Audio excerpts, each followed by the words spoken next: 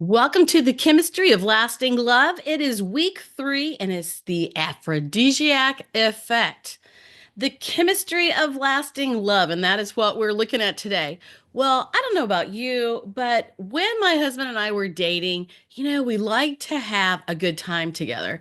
And if you remember from the first episode of this series, I told you that we went to the homecoming dance and that I loved to dance. He only liked to slow dance, and we didn't date anymore until a year and a half later. Well, it just happens that when we started to get together, in our senior year, the end of the year, we were coming back together because of dance. Our chorus teacher had us performing at a teachers convention, and we had three couples, me and Jeff, my husband, and two other couples. There was literally a sophomore couple, a junior couple, and us. We were a senior couple. And she had me choreograph to some kind of strange poetry, actually, with no music. And the couples did lifts and spins and turns, and we had tons and tons of practice. For that performance. And that's kind of how we got back together. So, isn't that interesting that what caused division our junior year at a homecoming dance, we came back together, realized that we had a lot of fun together. And, this is the kind of thing we're going to discuss today, the importance of having fun together. Because that's how you get to know each other. And whenever we were first dating, like I went to the ball field. That's where he was about every week. And, I really got to know him at the ball field because he was the easy, mild-mannered guy until he got to the ball field. So, he was young and passionate about what he did. And when things didn't go quite right, he acted a little passionate, if you know what I mean. But music brought us together. And the aphrodisiac effect is the fact that you continue enjoying each other's company, you have a great time together. And these are the kind of things that bring on that romantic love that you want to keep. Remember, I said earlier in an earlier episode that 20%, only 20% of people in marriage continue to grow that romance and fun in their marriage. So, what is romantic love? It's a marriage. A marriage is a relationship of extraordinary care. You got to work at it. It's not a decision. It's a feeling. And so many people, after they've been married a long time or quite a few years, it's really not a feeling. It's just a decision. No, it's a feeling. And you want to keep that romantic feeling, meeting intimate emotional needs. And remember, this is out of the book, His Needs, Her Needs from Willard F. Harley Jr. And he has a Ph.D. in psychology and he's got it going on because these 10 needs are so good. So, romantic love is the feeling of incredible attraction. Romantic love is the feeling of incredible attraction, and you keep that attraction. So often, couples move only into caring love. And we want to have this too, but it is a decision to protect, provide, and be there to make someone's life fulfilling. But you want to keep that romantic love too. All right, so number 3 in our needs this week is sexual fulfillment. Women are like crock pots. You know what that means. And men are like microwaves. That means we're basically, typically, most of the time, opposite in this area. But you want to be compatible. You have to find your middle ground. You each have to pay attention to the needs of the other person in order to keep this a happy place. She said yes because you're compassionate, thoughtful, tender, and fun to be with. Are you? Ignore her, spend no time with her, talk down to her, she's no longer interested.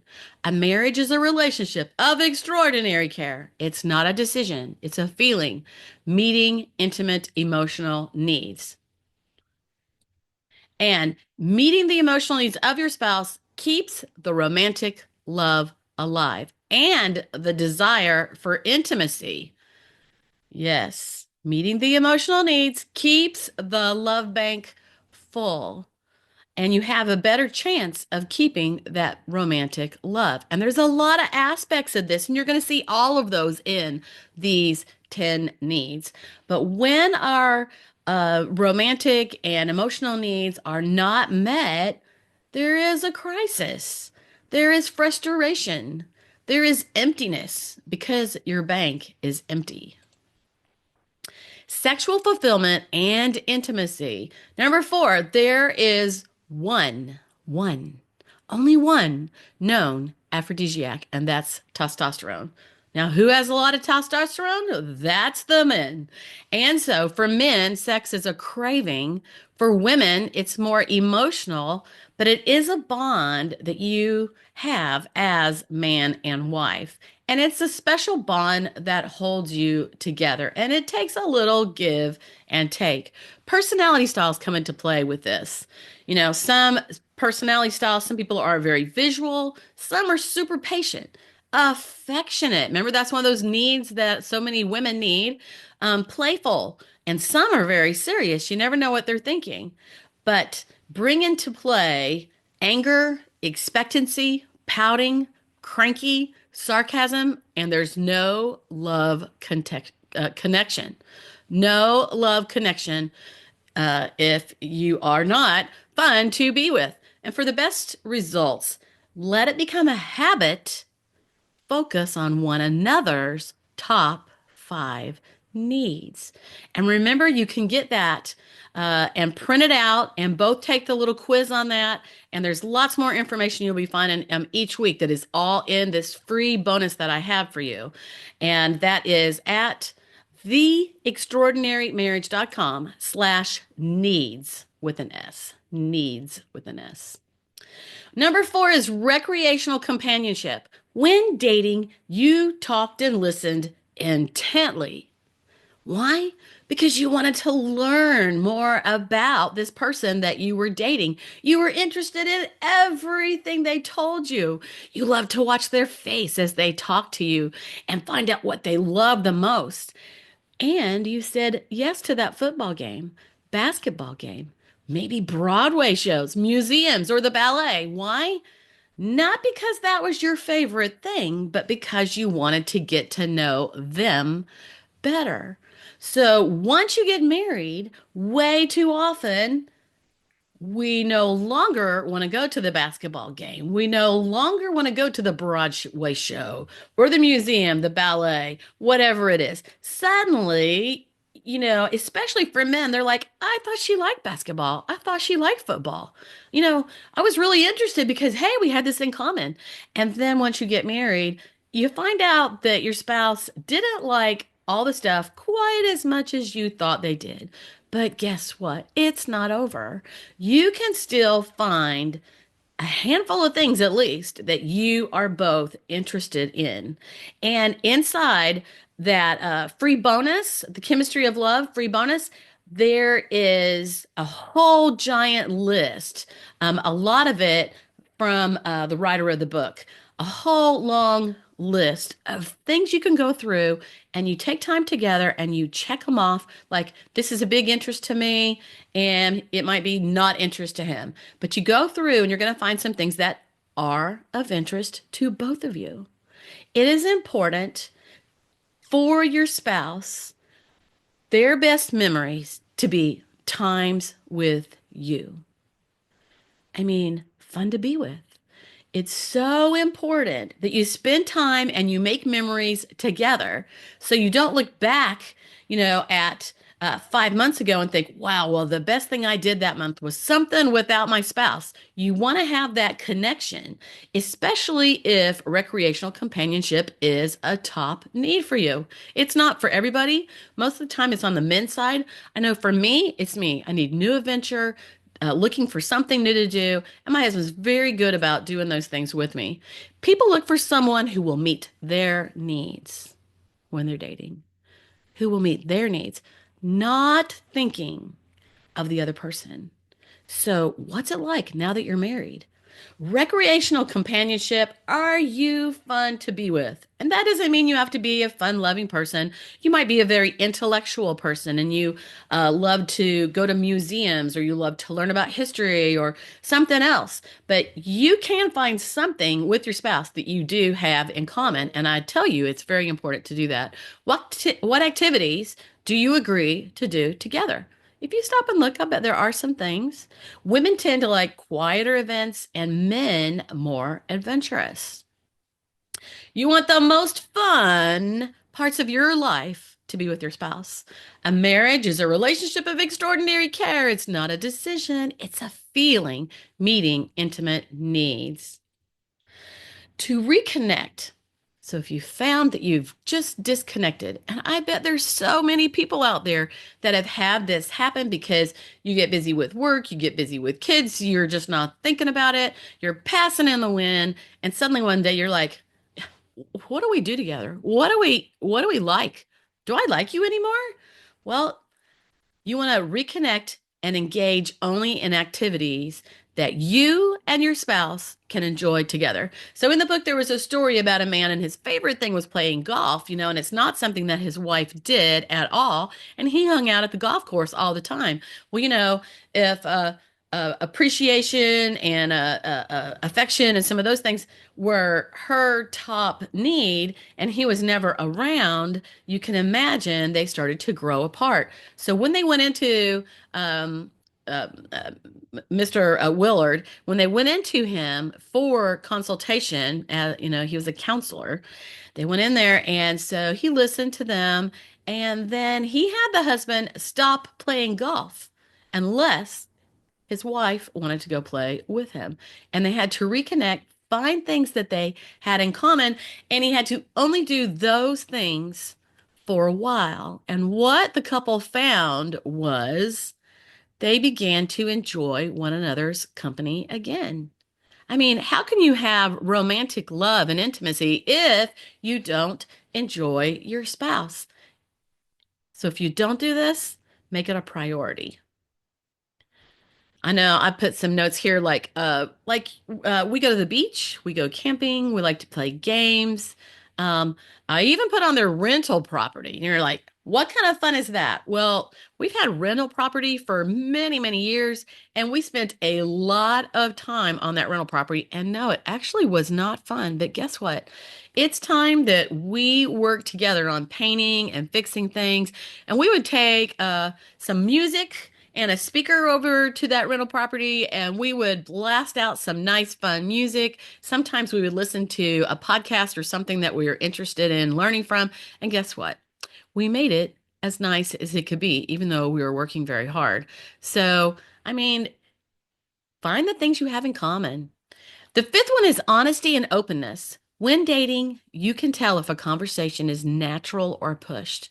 Now, I have to tell you that some people are very open and talkative, and other people are just naturally pretty private. But if you ask them questions and show your interest, or you are able to talk about things that you both have in common, you're going to have conversation open up with that.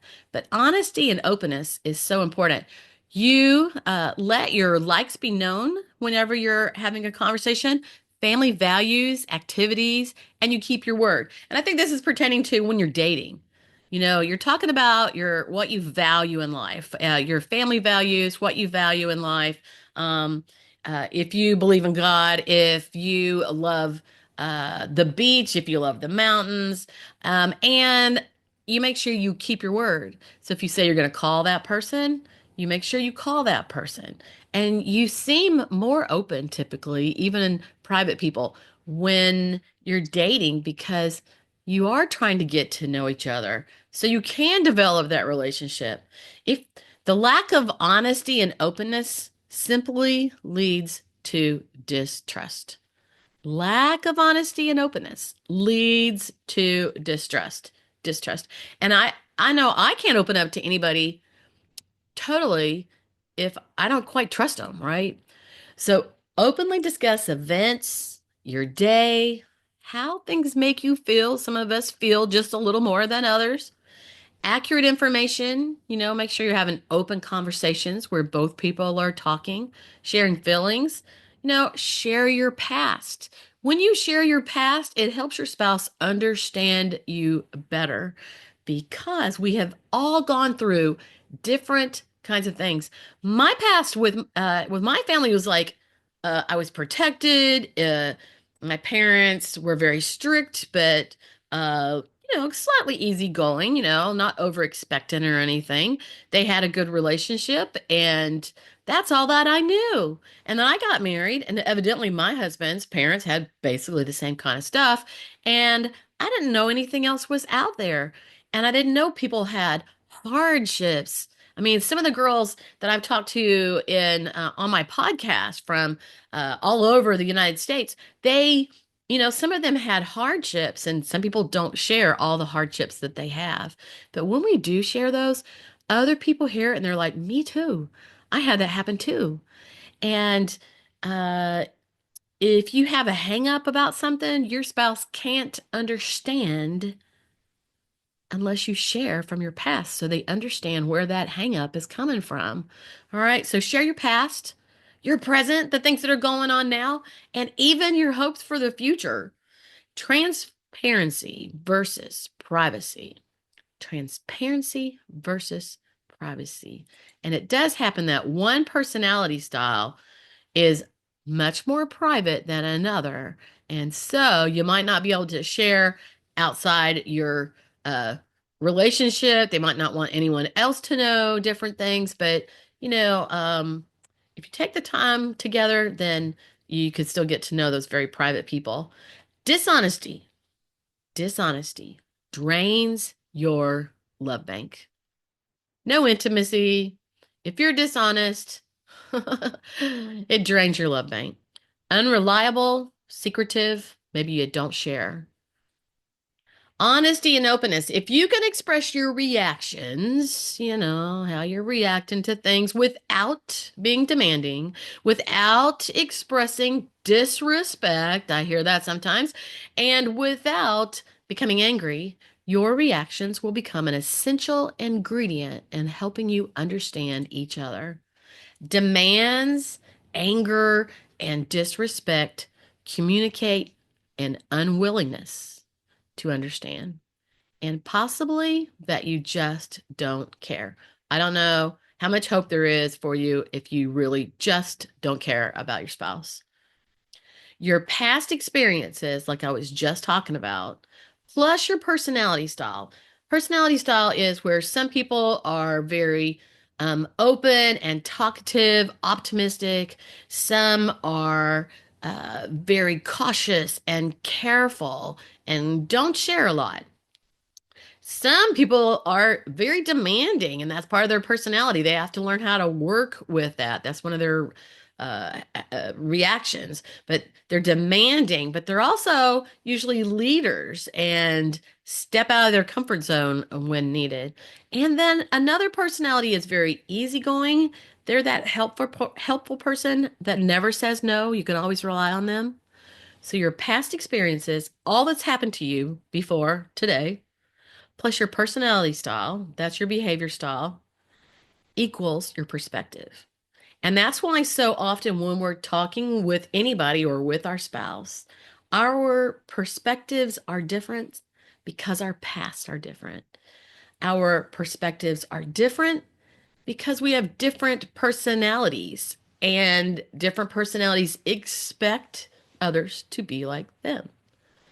These things equal your perspective.